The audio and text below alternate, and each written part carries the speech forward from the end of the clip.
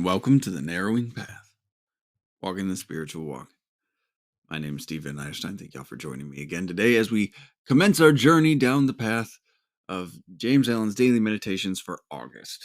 Welcome to August 1st. July, probably one of the most powerful months I think we've had. Some of the best meditations and excerpts I've read so far in this whole series. So let's see what July's got to bring to us, right? Let's see how this one's going to go. I'm looking forward to it. This, of course, will be fresh to you and fresh to me, meaning this will be the first time that I read or hear this podcast right here, or read or hear this meditation right here on this podcast with you. So you'll get my genuine response, reactions, observation, and what I relate to about the reading. So here we go. This is James Allen's Daily Meditations for August 1st.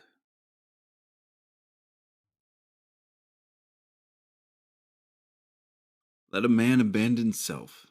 Let him overcome the world. Let him deny the personal. By this pathway only can he enter into the heart of the infinite.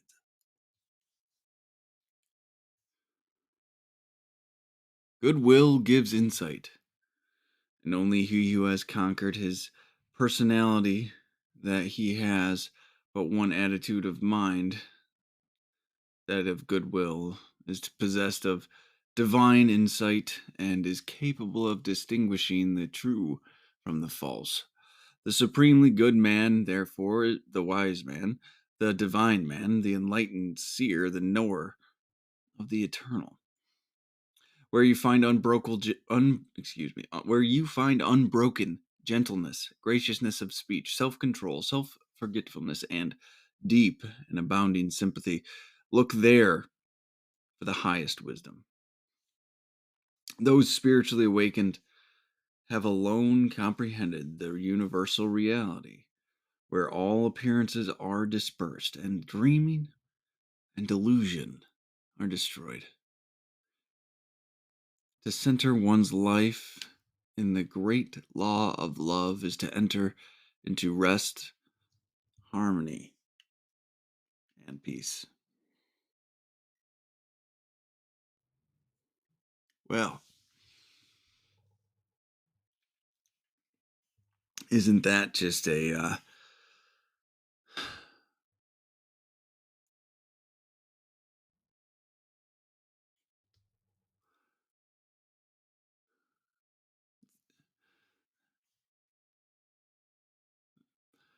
reading about what we should be doing? Goodwill, right? What we should be having, I guess, and how we get there, what it looks like, why we should look there.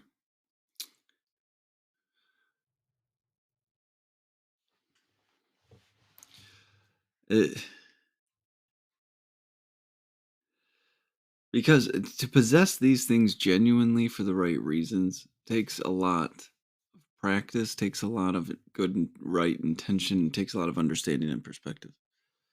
Again, virtues have to be chosen, right?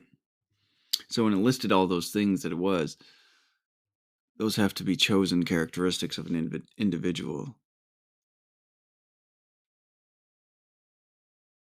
Just as goodwill has to be chosen to be practiced. So, all right.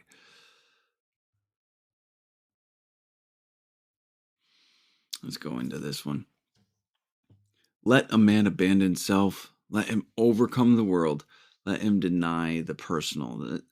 I mean, this is the work we're talking about. The attachments to anything and everything that's external to us, and coming to rely upon a source, a creator, a power greater than ourselves, a God of your understanding, so that you're actually free to interact with the world in a healthy, sane way, right? So that we abandon ourselves, we let him overcome the world. When we abandon ourselves, abandon the dependence on the material world and the material things, and then suddenly We start having these different revelations, right? So let a man abandon himself, let him overcome the world, let him deny the personal. By this pathway only can he enter in the heart of the infinite. So once we do the work to actually remove ourselves of these dependencies, right?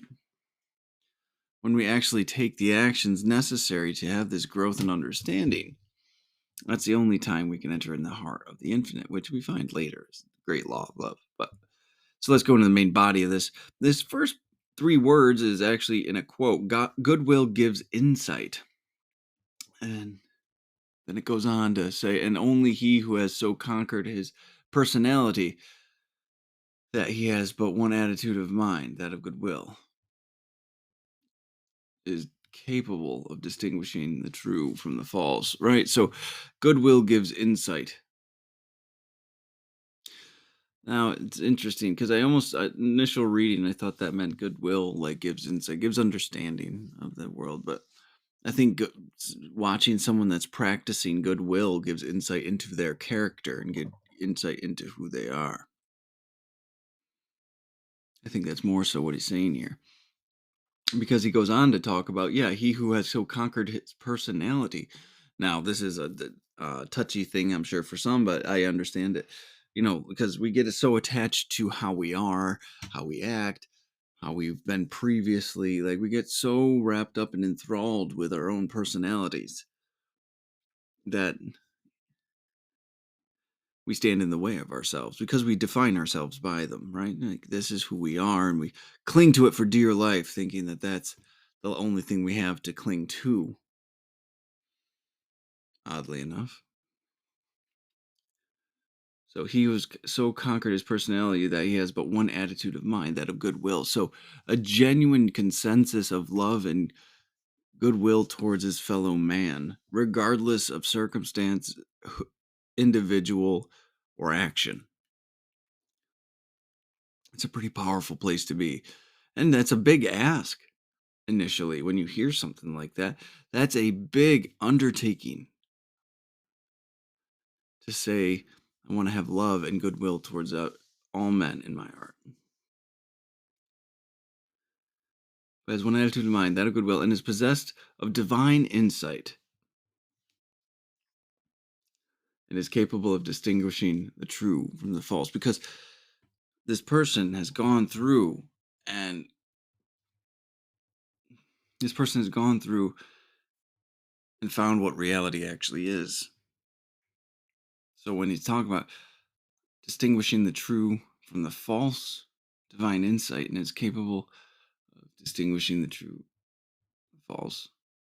So we understand what's actually going on. We understand when someone's being genuine. We understand when someone has false motives or false pretenses or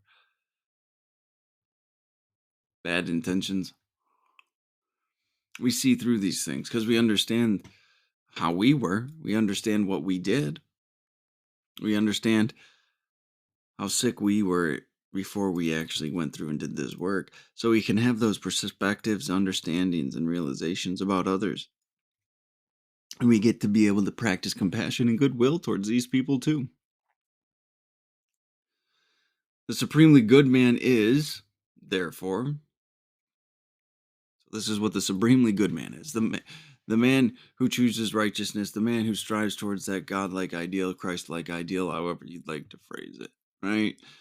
So the supremely good man is therefore the wise man, wise, wisdom,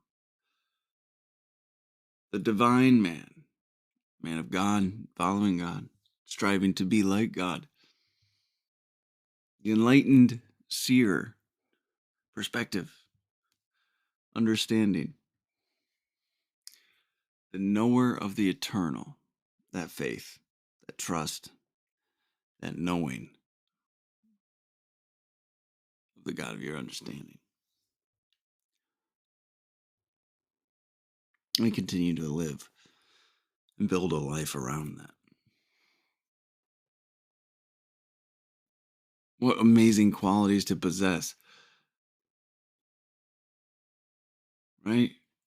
And these are qualities and labels and characteristics that come as a side effect. Again, always a side effect from living correctly.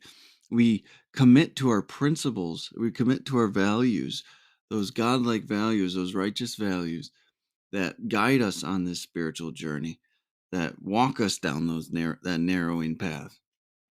And when we do that, we become wise, we become divine, we become enlightened. We come to know God. It's pretty incredible. It's an incredible way of living, where you find unbroken gentleness, graciousness of speech, self-control, self-forgetfulness, and deep and abounding sympathy. There, look for the highest wisdom. So when you come across people like this, and these, by the way, are character qualities of character we should be striving for, is unbroken gentleness. So choosing to always be gentle, choosing to always have graciousness of speech, kindness of our tongue, self-control, self-forgetfulness, choosing to have and embrace a deep and abounding sympathy. When we choose those things, look there for the highest wisdom, right? Because that's the person that lives in the most realist sense of the word reality.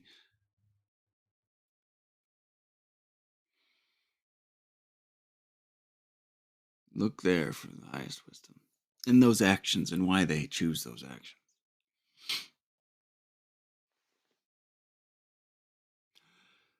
Those spiritually awakened, that's a big phrase in the 12-step community and alcohol and addiction recovery community, is that spiritual awakening.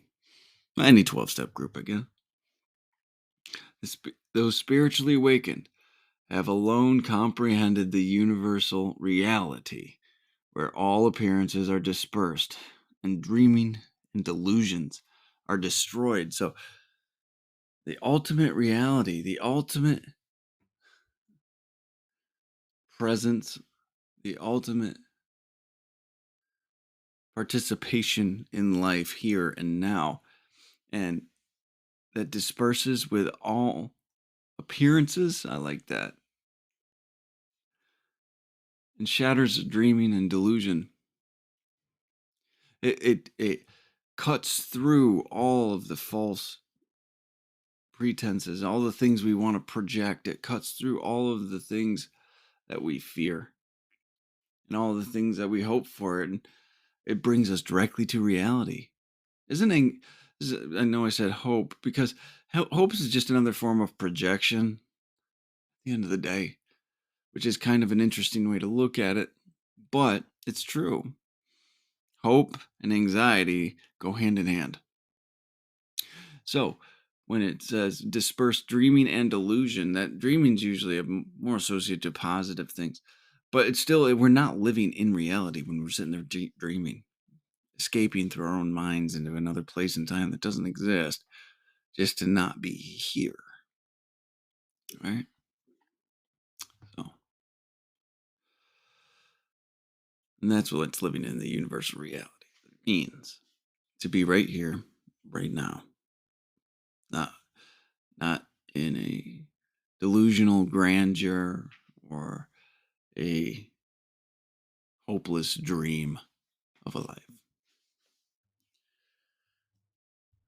A hopeless dream of how life could be, more so, or should be, or what might happen. But being here now. And he closes with this: to center one's life in the great law of love is to enter into rest, harmony, and peace. And that's been my personal experience. When I practice love indiscriminately, when I practice love fully and entirely, I find more rest, more harmony, more peace than I ever knew was possible for a man like me. I never knew I was capable of having those things in my life. I just didn't know. So to be able to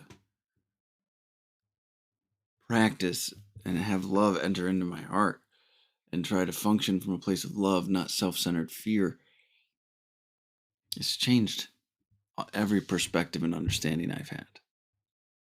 And thank God for that, because they all needed to be changed. So, all right. Well, that's where we're going to go ahead and end it for today. Um, August 1st, yeah. Talking about love, talking about goodwill, talking about caring for our fellow man. And the amount of choice and experience and difficulty that's gone into being that person of goodwill. So, but thank y'all for joining me again for today's reading. I really, really do appreciate the support, and we'll be back again tomorrow. So, until next time, thanks.